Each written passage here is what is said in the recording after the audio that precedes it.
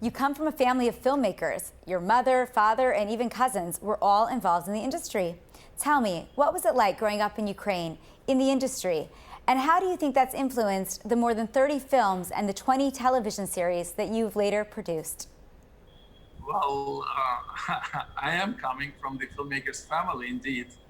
And usually I keep saying that I'm the fourth generation of filmmakers. My daughter is actually going to be the fifth generation of filmmakers. Yeah, I know it's impressive, although I did nothing for that. So yes, my dad, my mom, my granddad, they were working at the same studio in the very beginning of '60s, where I actually was born. I grew up physically on the studio of documentary films, situated in the downtown of Kiev, my native city. And that's exactly the only life I knew, the only universe, the filmmaker's universe. Of course, behind the camera in the Soviet Union, there were a lot of Jews always, a lot.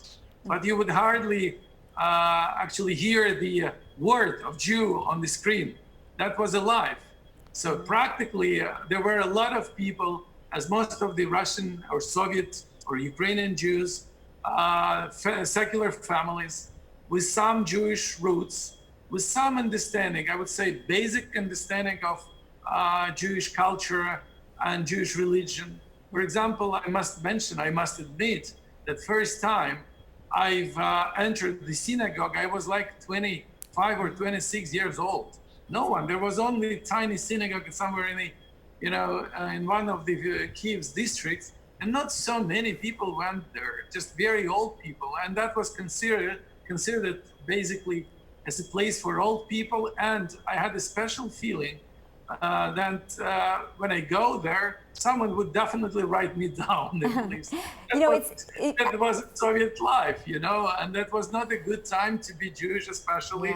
Yeah. While working in the film industry, because that was considered as a very much ideological, segment of the life.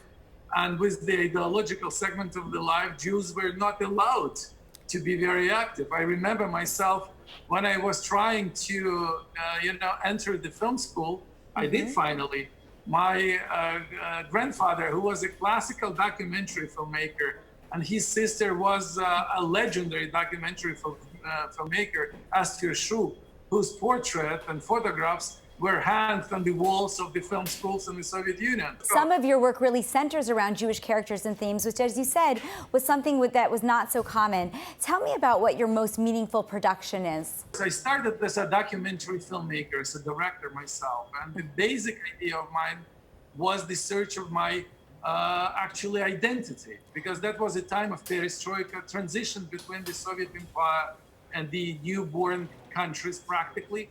And at that time, many of us, people belonging to the different nations and religions, just asked themselves, where are we coming from? So I did a couple of movies, and the major production of mine was the movie called Farewell USSR, actually in two parts, two big movies. And that was screened in Jerusalem and Tel Aviv this January, because as a part of the tribute organized by the Cinematax in Israel to my works, both directorials and producers. And that was a very important subject of me, not just this, search, very personal essay, where I interviewed my friends, my relatives, when I managed to come up with the historical events,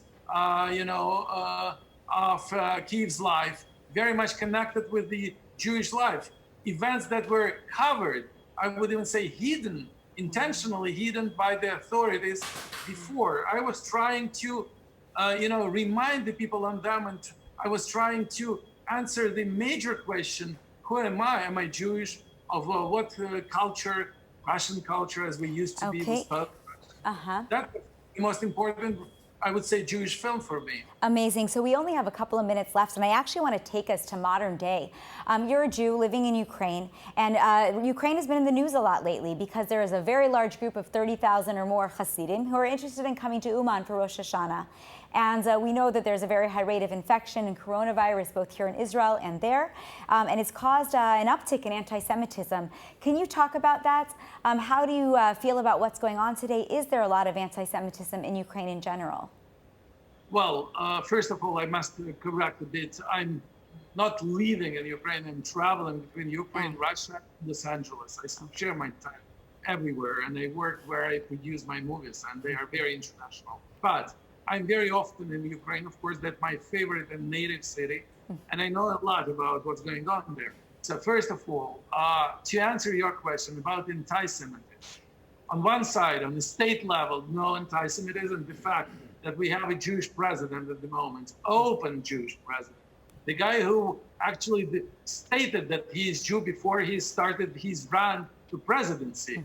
It tells you a lot. On the other side, you have a lot of anti-Semitic on the routine, everyday lives level. You can meet the people, very nationalistically oriented people who could be quite anti-Semitic, especially in the challenging times. So coming to your question on the Hasidim, of course, each year, dozens of thousands of people have gathered in Uman to, around the tomb of Rabbi Nachman of Breslov Hasidim movement. Of course, that was always important to welcome them at that particular city. But this year, and especially now, Ukraine has seen the increase of outbreaks in coronavirus. At the moment, Ukraine is closed for any foreigners for at least 1 month till 28th of September. This is a Yom Kippur. Right. So the basic idea of Hasidim coming to City of Uman is an idea of staying them and local population healthy. And that's not easy to achieve, even if you follow the strict guidelines, wear the masks and whatever. It is very difficult, especially when you have so many people gathering and having the celebration. And that's first. And secondly, we have the political situation, because these similar events to be held by the Russian Orthodox Church, by Moscow Patriarchate, or Ukrainian Orthodox Church, they have been canceled due to coronavirus. So I can see where that would cause a lot of anti-Semitism potentially. Unfortunately, we are out of time, and I do have to thank you for being with us today. This was a fascinating conversation, and I hope that we'll get to do it again. Thank you. Thank you very much. Have a great day.